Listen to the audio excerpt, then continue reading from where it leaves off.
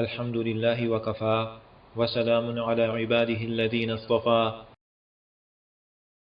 اما بعد۔ حضرات محترم، یہ ضروریات دین کورس کا سبق نمبر 83 ہے۔ اس کا موضوع ہے سیرت خلفائے راشدین۔ یہ اس موضوع کا پہلا حصہ ہے۔ یہ سبق 3 نکات پر مشتمل ہے۔ نمبر 1، خلافت راشدہ کسے کہتے ہیں؟ خلافت راشدہ سے مراد وہ مثالی دور حکومت ہے جو حضرت ابوبکر صدیق رضی اللہ عنہ کی حکومت سے لے کر حضرت علی رضی اللہ عنہ کے دور تک رہا۔ حضرت حسن رضی اللہ عنہ کی خلافت کے 6 ماہ خلافت علوی کا ہی حصہ سمجھے جاتے ہیں۔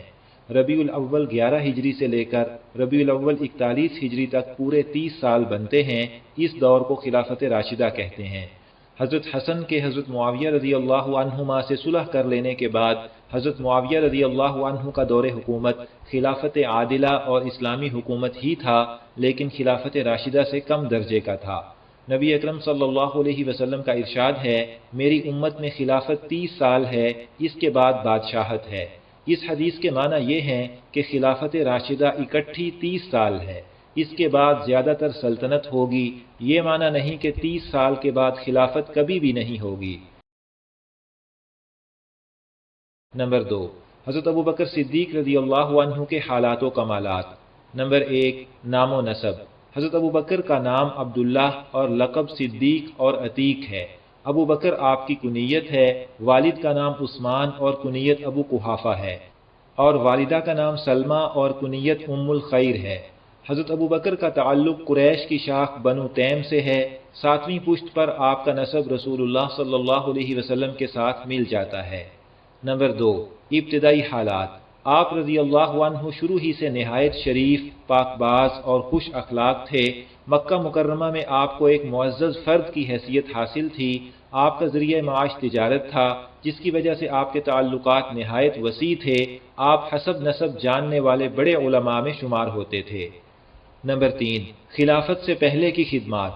آپ کو مردوں میں سب سے پہلے اسلام قبول کرنے کا شرف حاصل ہے۔ اسلام لانے کے بعد آپ نبی اکرم صلی اللہ علیہ وسلم کی رفاقت اور دین کی خدمت کے لیے وقف ہو گئے۔ اپنی لخت جگر حضرت عائشہ آپ صلی اللہ علیہ وسلم کے نکاح میں دی۔ آپ کو نبی اکرم صلی اللہ علیہ وسلم کا سب سے زیادہ قرب حاصل تھا۔ آپ نے ان 17 افراد کو خرید کر آزاد کیا جو اسلام لانے کی وجہ سے بہت تکلیفیں اٹھا رہے تھے۔ تمام غزوات اور مہمات میں آپ صلی اللہ علیہ وسلم کے ہم رکاب رہے۔ نمبر 4، مسند خلافت پر۔ محترم سامعین، نبی اکرم صلی اللہ علیہ وسلم نے حضرت ابوبکر صدیق رضی اللہ عنہ کی خلافت کی طرف واضح اشارے فرمائے تھے۔ چنانچہ ارشاد فرمایا، میرے بعد 2 کی پیروی کرنا، ابو بکر و عمر کی۔ اور آپ صلی اللہ علیہ وسلم نے اپنی زندگی کے آخری ایام میں تاکید کے ساتھ اپنی جگہ حضرت ابوبکر کو نماز کی امامت کے لیے مقرر کیا، اور اس بات کی طرف عملی رہنمائی فرمائی کہ مسلمانوں کو نبی کی غیر موجودگی میں ان کی پیروی کرنی چاہیے۔ نبی اکرم صلی اللہ علیہ وسلم کی وفات کے بعد 11 ہجری میں مہاجرین اور انصار کے اتفاق سے حضرت ابوبکر رضی اللہ عنہ خلیفہ منتخب ہوئے۔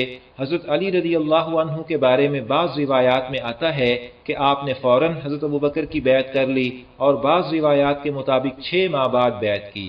ہو سکتا ہے حضرت علی نے 2 مرتبہ بیعت کی ہو، پہلی بیعت خواص کے مجمع میں اور دوسری عوام کے سامنے۔ نمبر 5، خلافت صدیقی کے کچھ اہم کارنامے۔ نمبر 1، فتنوں کی سرکوبی۔ حضرت ابوبکر رضی اللہ عنہ کو خلافت کی ذمہ داری سنبھالتے ہی 3 بڑے فتنوں سے سابقہ پڑا، اور آپ نے ان سب کا کامیابی سے مقابلہ کر کے انہیں ختم کیا۔ پہلا فتنہ نبوت کے جھوٹے دعوے داروں کا تھا۔ ان میں اسود عنسی، طلیحہ بن خویلد، مسیلمہ کذاب اور بنو تمیم کی ایک عورت سجاح شامل تھی۔ دوسرا فتنہ مرتد ہونے والوں کا تھا۔ نجد اور یمن وغیرہ میں ہزاروں لوگ مرتد ہو گئے۔ تیسرا فتنہ ان لوگوں کا تھا جنہوں نے زکوٰۃ ادا کرنے سے انکار کر دیا۔ جزیرہ عرب میں برپا ہونے والی شورشوں کے خلاف آخری بڑی کارروائی جنگ یمامہ تھی۔ یہ جنگ سنہ 11 ہجری کے آخر میں نبوت کے جھوٹے دعوے دار مسیلمہ کذاب کے خلاف لڑی گئی۔ اس جنگ میں 360 صحابہ کرام نے جام شہادت نوش کیا، جن میں 35 بڑے قاری اور حافظ قرآن شامل تھے۔ جنگ یمامہ کے بعد فتنوں کا زور ٹوٹ گیا، اور اس طرح 1 سال کے اندر اندر ملک میں پورا امن و امان قائم ہو گیا۔ نمبر 2، قرآن مجید جمع کرنا۔ رسول اللہ صلی اللہ علیہ وسلم کی حیات مبارکہ میں قرآن مجید کی مختلف آیات اور صورتیں الگ الگ لکھی گئی تھیں۔ چمڑے کے ٹکڑوں، کھجور کی چھالوں اور چوڑی ہڈیوں پر مختلف صحابہ کے پاس لکھی ہوئی محفوظ تھیں۔ زبانی حفظ کا رواج بہت عام تھا۔ حافظ حضرات کو معلوم ہوتا تھا کہ لوح محفوظ کی ترتیب کے مطابق پہلی آیت کون سی ہے اور بعد والی کون سی ہے۔ جنگ یمامہ میں قاریوں اور حافظوں کی شہادت سے خطرہ ہوا کہ کہیں قرآن مجید ضائع نہ ہو جائے، اس لیے حضرت ابوبکر صدیق رضی اللہ عنہ نے حضرت زید بن ثابت رضی اللہ عنہ سے قرآن مجید کا ایک مکمل اور مرتب محفوظ نسخہ تیار کرایا۔ نمبر 3، بیرونی جنگیں، ایران اور روم کی فتوحات۔ جزیرہ عرب اس وقت دنیا کی دو عظیم ترین طاقتوں کی نگاہوں میں کانٹے کی طرح کھٹکتا تھا۔ مشرق میں ساسانی ایرانی سلطنت تھی اور مغرب میں بازنطینی روم۔ ایرانی مجوسی تھے اور رومی عیسائی۔ ایرانی لوگ خاص طور پر عربوں سے بہت دشمنی رکھتے تھے۔ ایرانیوں کو اپنے تمدن، سیاسی اور عسکری برتری کا بڑا غرور تھا اور اس کے ساتھ وہ اپنی نسل کو دنیا کی تمام قوموں سے برتر سمجھتے تھے اور عربوں کو جاہل اور جنگلی تصور کرتے تھے اور ان کی وضاقتہ اور بود و باش کا مذاق اڑایا کرتے تھے۔ ایران جیسی عظیم الشان سلطنت سے ٹکر لینے کے لیے کسی غیر معمولی قائد کی ضرورت تھی، چنانچہ حضرت ابوبکر نے اس کے لیے حضرت خالد بن ولید کا انتخاب کیا، جو مرتد ہونے والوں اور ختم نبوت کا انکار کرنے والوں کے خلاف جہاد میں اپنی عسکری صلاحیتوں کا لوہا منوا چکے تھے۔ حضرت ابوبکر کے دور میں ایرانیوں اور رومیوں سے کئی معرکے ہوئے اور ایران اور روم کا ایک بڑا حصہ فتح ہوا۔ حضرت ابوبکر صدیق رضی اللہ عنہ کی خلافت کی مدت تقریباً 2.25 سال ہے، ربیع الاول 11 ہجری سے جمادی الاخرہ 13 ہجری تک۔ نمبر 6، حضرت ابوبکر صدیق رضی اللہ عنہ کے کچھ مناقب۔ قرآن مجید کی سورۃ واللیل کی آیت وَسَيُجَنَّبُهَا الْأَتْقَى الَّذِي يُؤْتِي مَالَهُ يَتَزَكَّى، اور اس جہنم سے ایسا شخص دور رکھا جائے گا جو بڑا پرہیزگار ہے، جو اپنا مال اس غرض سے دیتا ہے کہ پاک ہو جائے۔ یہ آیت دراصل حضرت ابوبکر کے بارے میں نازل ہوئی تھی، اگرچہ آیت کا حکم عام ہے لیکن اصل مراد بڑے پرہیزگار سے حضرت ابوبکر صدیق ہیں۔ رسول اللہ صلی اللہ علیہ وسلم کا ارشاد ہے، اگر میں اللہ کے سوا کسی کو اپنا محبوب بناتا تو یقیناً ابو بکر ہی کو محبوب بناتا، مگر اسلامی اخوت اپنی جگہ کافی ہے، مسجد میں ابو بکر کے دروازے کے علاوہ کسی کا دروازہ باقی نہ رکھا جائے۔ رسول اللہ صلی اللہ علیہ وسلم سے پوچھا گیا کہ آپ کو کس سے سب سے زیادہ محبت ہے؟ آپ نے فرمایا عائشہ سے۔ پوچھا گیا مردوں میں سے؟ آپ نے فرمایا ان کے والد سے۔ پوچھا گیا اس کے بعد؟ فرمایا عمر سے۔ حضرت علی رضی اللہ عنہ سے پوچھا گیا رسول اللہ صلی اللہ علیہ وسلم کے بعد کون سب سے بہتر ہے؟ تو فرمایا ابو بکر۔ پوچھا گیا ان کے بعد؟ فرمایا عمر۔ نمبر 3، حضرت عمر فاروق رضی اللہ عنہ کے حالات و کمالات۔ نمبر 1، نام و نسب۔ آپ کا نام عمر ہے، والد کا نام خطاب اور والدہ کا نام حنتمہ ہے۔ قریش کی شاخ بنو عدی سے تعلق رکھتے ہیں۔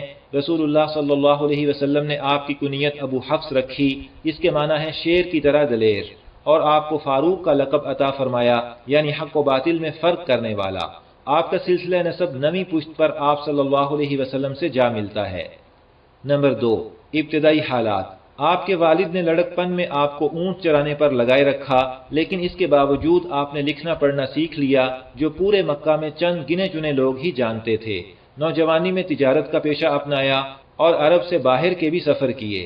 زمانہ جاہلیت میں سفارت کا عہدہ آپ کے پاس ہی تھا۔ قریش کے لوگ آپ کی جرت، قوت ارادی، معاملہ فہمی اور عقل کے معترف تھے۔ آپ انتہائی باروب شخصیت کے مالک تھے۔ طبیعت میں غیرت اور جوش کا مادہ بہت زیادہ تھا، جسم نہایت توانا اور قد دراز تھا۔ نمبر 3، اسلام لانے کے بعد۔ شروع میں اسلام کے سخت مخالف تھے۔ رسول اللہ صلی اللہ علیہ وسلم نے آپ کے اسلام لانے کی دعا فرمائی، جو قبول ہوئی۔ اس وقت صرف 40 مرد اسلام لائے تھے اور مسلمان کھلم کھلا نماز نہیں پڑھ سکتے تھے۔ آپ کے اسلام قبول کرتے ہی مسلمان مسجد حرام میں اعلانیہ نماز پڑھنے لگے اور کسی کو منع کرنے کی ہمت نہیں ہوئی۔ آپ کی غیر معمولی سمجھ بوجھ کی وجہ سے رسول اللہ صلی اللہ علیہ وسلم نے آپ کو اپنا خصوصی مشیر بنا لیا اور آپ کی بیٹی حضرت حفصہ رضی اللہ عنہا آپ صلی اللہ علیہ وسلم کے نکاح میں تھیں، اور سسر ہونے کے ناطے آپ رسول اللہ صلی اللہ علیہ وسلم کے خاندانی امور کی دیکھ بھال بھی کیا کرتے۔ حضرت عمر رسول اللہ صلی اللہ علیہ وسلم کے زمانے میں تمام غزوات اور مہمات میں پیش رہے۔ حضرت ابوبکر کے دور میں آپ کی حیثیت خلیفہ کے دست راست اور قریب ترین مشیر کی تھی۔ نمبر 4، مسند خلافت پر آپ کے کچھ کارنامے۔ حضرت ابو بکر رضی اللہ عنہ نے اپنی وفات کے قریب حضرت عمر کو خلیفہ مقرر فرمایا اور سب نے اسے مانا۔ آپ کی مدت خلافت تقریباً 10.5 سال ہے، 13 جمادی الآخرہ 13 ہجری سے لے کر 1 محرم 24 ہجری تک۔ نمبر 1، فتوحات۔ آپ کے دور میں 1036 شہر فتح ہوئے۔ ایران اور روم کی فتوحات کی تکمیل اور مصر کی فتح آپ کے دور کے اہم کارناموں میں سے ہے۔ ایرانیوں سے 80 لڑائیاں ہوئیں، جن میں جنگ قادسیہ سب سے بڑی لڑائی تھی۔ اس کے بعد 2-4 لڑائیاں اور ہوئیں اور پورا ملک ایران قبضے میں آ گیا۔ جنگ قادسیہ میں ایک عجیب واقعہ یہ ہوا کہ حضرت عمرو بن معدی کرب رضی اللہ عنہ نے اکیلے ایرانی لشکر پر حملہ کر دیا اور نامعلوم کتنے نامور پہلوانوں کو جہنم واصل کیا تو یکدم پوری فوج ان پر ٹوٹ پڑی۔ حضرت عمرو کا گھوڑا مارا گیا تو آپ نے ایک ایرانی سوار کے دوڑتے گھوڑے کا پاؤں پکڑ لیا، گھوڑا رک گیا اور اس کا سوار جان بچا کر بھاگ گیا اور حضرت عمرو بن معدی کرب اسی گھوڑے پر سوار ہوئے۔ جنگ قادسیہ کے بعد ایرانیوں نے دریائے دجلہ کا پل توڑ دیا تھا تاکہ اسلامی فوج مدائن میں داخل نہ ہو سکے۔ آرمی چیف حضرت سعد بن ابی وقاص رضی اللہ عنہ نے اللہ تعالیٰ سے دعا کی اور اپنا گھوڑا اس بحر زخار میں ڈال دیا۔ ان کے گھوڑے کا دریا میں پڑنا تھا کہ یکدم 60,000 گھوڑے دریا میں تھے۔ 60,000 اسلامی شہسوار دریائے دجلہ میں بہتے پانی کی سطح پر اس طرح پھیلے ہوئے تھے کہ گویا باغ کے راستوں پر چہل قدمی کر رہے ہوں۔ جہاں گھوڑے تھک جاتے وہاں خشک زمین نمودار ہو جاتی جس پر کھڑے ہو کر آرام کر لیتے۔ نہ کوئی شخص ڈوبا اور نہ کسی کی کوئی چیز ضائع ہوئی، سب ذرا سی دیر میں پار ہو گئے۔ اس دن کا نام تاریخ میں یوم الماء ہے۔ اس کرامت کو دیکھ کر ایرانیوں نے شہر مدائن خالی کر دیا اور یہ شہر بغیر جنگ کے فتح ہو گیا۔ آپ کے دور خلافت میں اسلامی سلطنت کا مجموعی رقبہ تقریباً 22.5 لاکھ مربع میل ہو گیا، یعنی تقریباً 36,21,000 مربع کلومیٹر، یعنی پاکستان کے موجودہ رقبے سے تقریباً 3 گنا زیادہ۔ خلافت راشدہ کے دور کی حیرت انگیز فتوحات کے اسباب اگر کوئی شخص ظاہری حالات اور مادی آلات میں تلاش کرنا چاہے تو اسے حیرت کے سوا کچھ حاصل نہیں ہو سکتا۔ اصل سبب ان فتوحات کا ان حضرات کی قوت ایمانی اور تائید ربانی میں چھپا ہے۔ نمبر 2، علم کی اشاعت۔ آپ نے ایک یہ حکم جاری فرمایا کہ بازار میں کاروبار کے لیے صرف وہی بیٹھے جو دین کے احکام جانتا ہو۔ اپنے ہاں زیادہ عزت اس کی کرتے جو قرآن مجید کو زیادہ جانتا اور لوگوں کا اس میں اکثر امتحان بھی لیتے اور جو کامیاب ہوتا اس کی عزت افزائی کرتے۔ یہ اور اس جیسی نہ جانے کتنی تدبیریں آپ نے اختیار فرمائی تھیں کہ 10.5 سال میں دنیا کو علم اور دین سے لبریز کر دیا۔ نمبر 3، سوشل ویلفیئر کے کچھ کام۔ آپ نے مکہ اور مدینہ منورہ کے درمیان ہر منزل پر سائے اور پانی کا انتظام کرایا، حدود حرم کی نشاندہی کے لیے نشانات قائم کرائے، فتح ہونے والے علاقوں میں معلم اور قاضی مقرر کیے، نئے شہر آباد کیے اور آپ راتوں کو اٹھ کر گشت کیا کرتے تھے۔ اس وسیع و عریض اسلامی مملکت میں کوئی بھوکا نہیں سوتا، کوئی غربت کی وجہ سے خودکشی نہیں کرتا، کسی کو لا قانونیت کی شکایت نہیں، کوئی کسی پر ظلم کرنے کی جرت نہیں پاتا۔ اگر زیور سے لدی ہوئی کوئی عورت سلطنت کے اس کونے سے دوسرے کونے تک تنہا سفر کرے تو اسے کوئی اندیشہ نہیں کہ کوئی اس کی طرف میلی نگاہ سے دیکھے گا۔ مسلمانوں کا کوئی بادشاہ ہے اور نہ کوئی شہزادہ اور شاہی خانوادہ، ان کا سربراہ صرف امیر المؤمنین ہے جو کسی پہرے کے بغیر سفر کرتا ہے، جس کے دروازے پر کوئی دربان نہیں، جو پیوند لگے کپڑے پہنتا ہے اور روکھی سوکھی کھاتا ہے، جس کے دل میں ایک طرف مخلوق کی خدمت کا جذبہ موزن ہے تو دوسری طرف آخرت کی جواب دہی کے خوف سے کانپ کانپ اٹھتا ہے۔ نمبر 5، حضرت عمر فاروق رضی اللہ عنہ کے کچھ مناقب۔ کئی مواقع پر حضرت عمر رضی اللہ عنہ کی رائے کی تائید میں قرآن مجید کی آیتیں نازل ہوئیں۔ ان مواقع کو موافقات عمر کہتے ہیں۔ سیوطی رحمہ اللہ نے اس کی 20 مثالیں ذکر کی ہیں۔ نبی اکرم صلی اللہ علیہ وسلم نے حضرت عمر سے خطاب کرتے ہوئے فرمایا، قسم ہے اس ذات کی جس کے قبضے میں میری جان ہے، اگر شیطان تمہیں کسی راہ پر چلتا دیکھ لیتا ہے تو وہ راستہ چھوڑ کر دوسرا اختیار کر لیتا ہے۔ اور آپ صلی اللہ علیہ وسلم نے فرمایا، میں نے خوبیوں سے مالا مال ایسا انسان نہیں دیکھا جو ان جیسی کارکردگی دکھا سکے۔ اور آپ صلی اللہ علیہ وسلم نے فرمایا، اللہ تعالیٰ نے عمر کی زبان اور دل کو حق کا محور بنا دیا ہے۔ حضرات محترم، یہاں پر ضروریات دین کورس کا سبق نمبر 83 مکمل ہوا۔